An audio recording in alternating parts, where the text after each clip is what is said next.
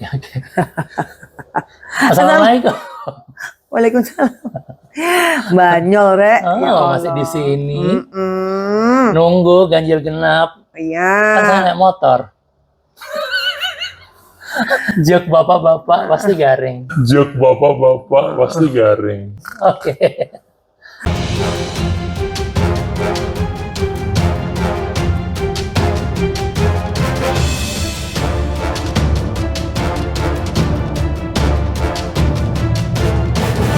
Ini zolim nih, termasuk zolim nih ya guys ya. Mbaknya dizolimin. Tapi Mas ngomongin soal zolim ya. Itu tuh kayak, kan itu artinya orang berbuat jahat terhadap kita. Ya. Iya. Kadang-kadang tuh kita tuh suka gemes ya guys ya. Kalau kita tuh dizolimi atau kita merasa kita dijahatin oleh orang lain tuh rasanya kepengen balas dengan kejahatan yang sama. Kalau nggak bisa lebih lagi jahatnya supaya dia bisa ngerasain sakit hatinya kita. Dalam Pemirsa. Kok berapi-api gitu sih, Mbak? Enggak, soalnya kan aku tuh ada di depan mata itu tuh beberapa saat yang lalu tuh ada kejadian melihat orang itu diperlakukan, ada zolimnya, ada kezoliman di dalam tindakan yang dilakukan oleh orang yang kita kenal gitu. Oh, okay. Jadi kepengen negor gitu, tapi serba salah gitu ya. Terus saat kita yang dizolimi tuh rasanya tuh kepengen bales gitu, kayak dia tuh bisa nih kalau gue dikit gitu, supaya dia ikut ngerasa sakitnya hati ini gitu. Sakitnya hati ini gitu. Yang paling pertama Enggak mau, gue mau tetap balas. balas aja, Mbak. Enggak zen. Enggak, tapi gini, yang pertama kita harus mengingatkan sih. Ngingetin, Mengingatkan agar kejadian itu nggak terulang lagi. Oh benar.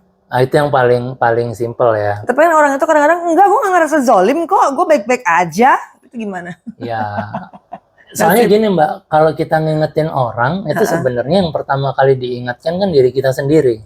Oh iya benar. Selalu diingatkan gitu. Kemudian kita juga menyampaikan itu ke orang-orang itu ya, misalnya bahwa ini sebenarnya nggak pas kalau kita jalanin gitu, karena ada unsur zolimnya itu tadi. Iya betul. Nah, itu bisa Mbak lihat di surat 17, surat Al-Isra, ayat 15 Mbak. Tadi kayak janjiannya nggak surat 17 deh.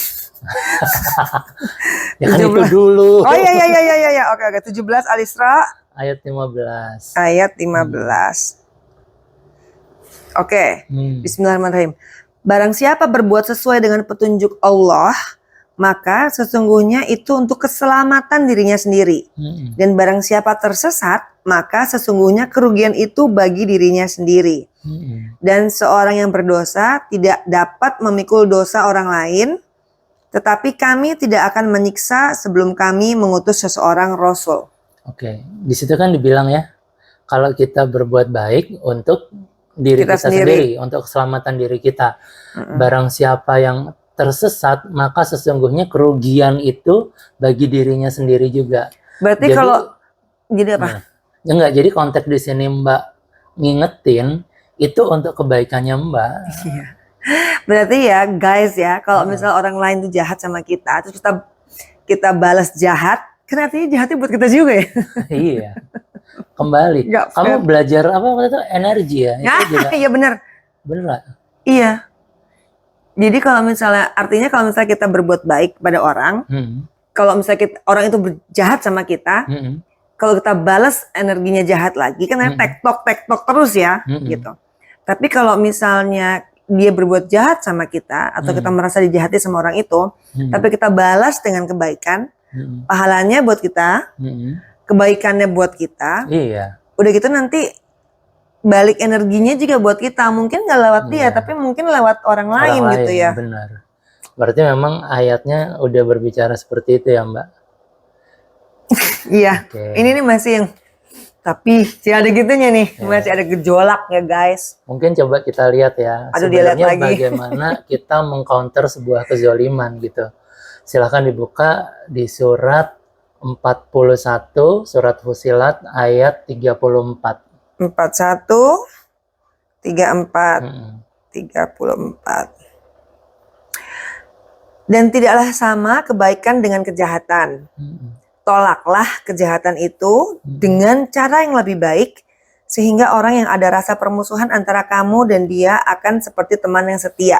Tuh, sebegitu Allah ngajarin kita bagaimana ketika terjadi, ini kan pasti ada yang zalim, ada yang enggak, pasti ada gesekan kan. Betul. Dan itu harus diselesaikan dengan cara yang baik, seakan-akan kalian tuh kayak teman yang akrab, seperti halnya sebelum kezoliman itu terjadi kan. Ini berarti kalau satu merasa dizolimi dan satu menzolimi, tapi harus seolah-olah nggak ada, itu kan artinya ada siapapun itu harus menurunkan egonya yang luar biasa ya. Iya. Untuk supaya bisa, dengan menurunkan ego kita bisa berpikir dengan jernih. Kalau berpikirnya sudah jernih, kita bisa menyusun kata-kata kan. Apa yang harus disampaikan. Timingnya juga harus pas, kayak gitu kan. Kan semua itu ada rentetannya gitu. Yang pertama kali harus diturunkan ya ego kita. Gitu ya. sulit. Tapi bisa. Iya. Bukan yang nggak bisa, tapi sulit ya guys. Namanya lagi emosi. Dilatih sih ya. Ya tapi semakin belajar Al-Quran ya, maksudnya bukan berarti gue udah canggih banget ya guys, enggak. Tapi semakin kesini semakin belajar untuk mendalami Al-Quran, memahami apa isinya gitu kan.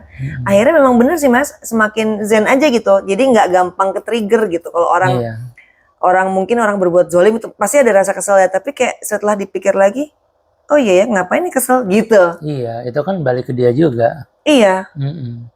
Oke. Kayak gitu. Dan sebenarnya luar biasanya kalau di Quran tuh biasanya ngomongnya begini. Untuk orang-orang yang berbuat zolim itu Allah kasih azab itu 2 kali. Di dunia dihinakan, di akhirat ada azabnya kan. Iya, 2 kali mbak. Ada ayatnya nggak tuh? Banyak sebenarnya. Kalau kita belajar tentang kisah-kisah umat terdahulu ya, itu tentang Nabi Nuh. Anaknya yang tidak mau mengikutinya, itu kan di dunianya dia dihinakan sama Allah dengan ikut banjir tenggelam. Di akhiratnya kan juga nanti akan ada yang lain juga kan. Nah kalau kita lihat juga nih sekarang misalnya beberapa kasus yang kemarin heboh itu ya, orangnya sangat terhormat, tiba-tiba terbongkar dia membunuh anak buahnya. Oh iya benar. Ya. Nah itu kan di dunia sendiri yang tadinya terhormat sudah dihinakan kan. Iya benar. Belum nanti yang di akhirnya kehidupan berikutnya ya. Allahu alam kayak gitu. Tapi itu janji Allah seperti itu memang. Ketika orang berbuat zalim itu, maka hukumannya 2, di dunia dapat, di akhirat juga. Gitu. Aduh, astagfirullahaladzim. Nah ini yang terakhir nih, yang penting nih. Cuma saya agak lupa ayatnya ya. Kalau suratnya itu Asy-Syura. Surat 42. Tadi ayat berapa ya? 40 ya, coba kita lihat. Coba kita cek ya. Bismillahirrahmanirrahim. Dan balasan suatu kejahatan adalah kejahatan yang setimpal. Tetapi barang siapa memaafkan dan berbuat baik kepada orang yang berbuat jahat, maka pahalanya dari Allah. Sungguh dia tidak menyukai orang-orang zalim. Ya, jadi kezaliman itu bisa dibalas, tapi Allah lebih menyukai ketika dibalas dengan kebaikan ya. Oh, iya. Jadi emang luar biasa sih, berquran itu nggak mudah. Guys, ini belajar semakin aku berquran, semakin belajar untuk mengalirkan emosiku. Nggak gampang ke trigger gitu kan mas ya. Karena memang Gusti Allah bilang ya disuruh berbuat baik. Kita intinya setiap hari, setiap saat, setiap detik disuruh berbuat baik. Apakah terhadap diri sendiri? Apakah terhadap orang. Dan jelas tadi seperti yang ayat-ayat yang udah aku baca, bahwa kebaikan itu emang buat kita sendiri gitu. Jadi kalau kita berbuat kebaikan kepada orang lain, intinya kita berbuat baik sama diri kita sendiri. Benar. Dan yang lebih penting lagi adalah ini sahabat semua, menimbulkan kesadaran diri ya. Sadar diri itu artinya kita bisa mawas diri gitu.